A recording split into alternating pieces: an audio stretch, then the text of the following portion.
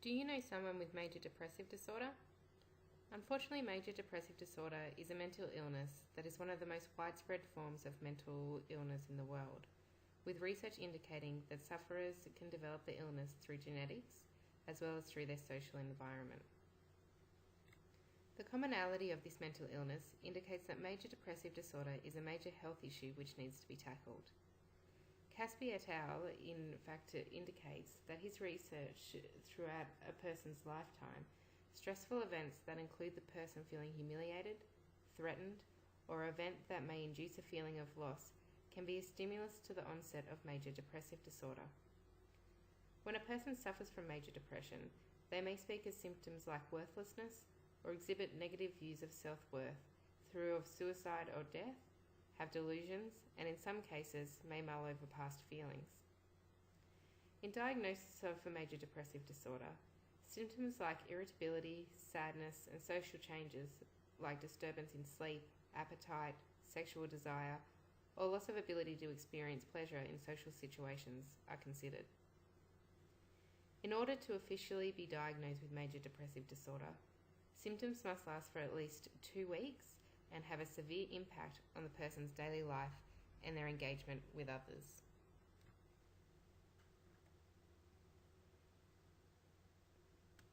It has been suggested that major depressive disorder is an episodic disorder, with at least 50% of those who suffer from the illness having recurrent episodes.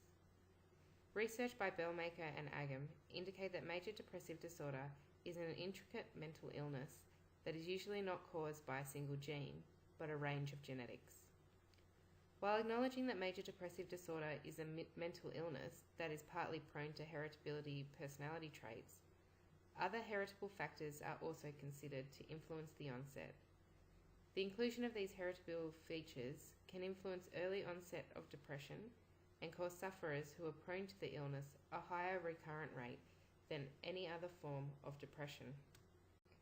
Research undertaken by Marshall, as well as Peters, Nicholson, Delispool, and De Vries on human brain activity in individuals with major depressive disorder, indicate there is an overuse of cortical activation in the left frontal cortex, which results in what is referred to as a negative affect and low levels of positive affect.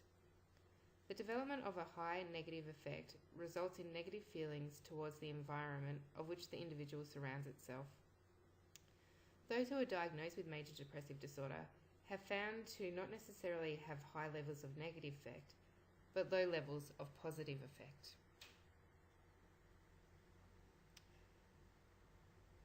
This influences negative thought patterns and will encourage memories of past events in a negative light rather than the way they more than likely occurred.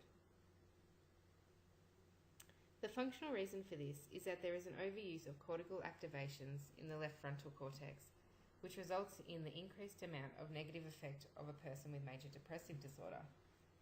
The area of the brain that is most affected by a person with major depressive disorder are the amygdala, inferior frontal and temporal lobes, and the hypothalamus. The amygdala is responsible for controlling the emotions and motivations of a person, and is also a factor in responses to social and emotional problem solving.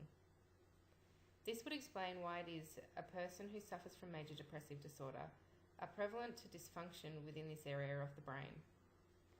The hypothalamus is the area of the brain which regulates behaviour, and if damaged or not functioning well, can cause rage and aggressive behaviour.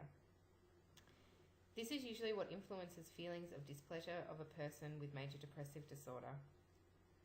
The frontal lobe makes up half of the cerebrum, which controls the ability to complete cognitive activities, assisting in making decisions, and makes up the personality of an individual. If there were inaccuracies detected in this area of the brain and the frontal lobe, this would affect the personality of the individual. Research by Rott et al. Indicates that those who suffer from major depressive disorder have a reduction in serotonin levels within the brain. It has also been recorded in studies on people with major depressive disorder who have turned to suicide that reduced levels of serotonin receptors were present. Further research by Burke et al. has linked an alteration in the hypothalamic pituitary adrenal axis, HPA, and stress as a contributor to major depressive disorder. Their research substantiates that a large amount of research has indicated there is a link between abnormalities in the HPA axis and major depressive disorder. The HPA axis is a set of influences and responses between three endocrine glands: the hypothalamus, the pituitary gland, and the adrenal glands. The communication between these areas create the HPA axis, which is a part of the neuroendocrine system, controlling our reaction to stress, immune system, moods and emotions, and energy expenditure. The HPA axis function is to adapt to physical or psychosocial changes in your environment. When we present stress of any kind onto the body, the central nervous system is activated and releases hormones from the anterior pituitary from the adrenal cortex, which when met with high levels of cortisol, our stress hormone, will hinder the HPA axis in the hippocampus. Physical exercise has been linked by many studies as contributing to a positive effect on individuals' well-being and is predominantly advantageous for psychosocial well-being on both the long and shorter term. Research indicates that those who participate in regular activity are more likely to experience an increase in self-esteem, a higher level of information input, a more effective cardiovascular system, and higher amounts of self-efficacy. One area that is affected by the introduction of physical exercise is brain-derived neurotrophic factor, BDNF, which is a protein that is released in the brain to enhance plasticity and neuron survival. The release of BDNF also protects the brain from stress-induced damage and contributes to the growth of new neurons.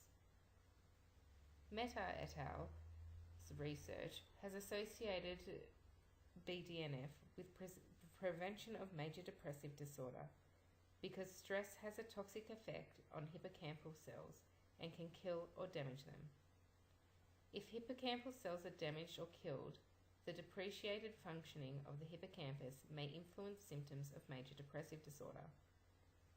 Through exercise and the release of proteins from the BDNF, protecting the brain from stress, it can reduce the risk of major depressive disorder. Furthermore, according to research conducted by Nagel, those who complete moderate physical exercise are less likely to develop mental illness, such as anxiety and major depression, due to the positive correlation between the neuroendocrine system and immune system, which are affected post-physical exercise. The neuroendocrine system contains glands which are released with hormones to produce adaptive responses to regulate athletic performance. With this in mind, physical exercise is considered to be a positive influence on the mental state of those who suffer from major depressive disorder and can affect mood in the shorter term, preventing depressive symptoms. One of the indicators of a person with depression is reduction in serotonin levels. When a person with low levels of serotonin experiences high volumes of stress, it has been suggested that these contributing factors can result in the diagnosis of depression. It has been suggested by Saxena et al. That an exercise program should be considered when treating a person with depression. This will allow for the volume of serotonin being released, treating the mental illness while maintaining a healthy lifestyle and personal well-being. Physical exercise has been linked to improvement in mood, proving to be beneficial to personal well-being and coping abilities in the short term. It has been suggested that those who engage in regular physical activity have less negative moods on exercise days. During physical exercise, neurotransmitters are released, including serotonin and norepinephrine.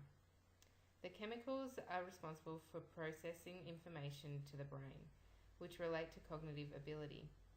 During physical activity, an influx of the calcium is produced, brought on by stress of the activity, which in turn has an effect on the neurons within the hippocampus. Exercise enhances the creation of the neurons within the hippocampus, which is part of the limbic system of the brain, playing an important role in memory and brain functioning. While the effect of exercise on individuals at elevated risk for major depressive disorder is not clear, current research has indicated that by involving those who have been diagnosed with major depressive disorder and physical exercise, the neurological improvements are available. Services are available for those who need help with this illness, so please use the services to help yourself or someone you might know to make life a bit easier, or go and do some physical activity. It could help the process.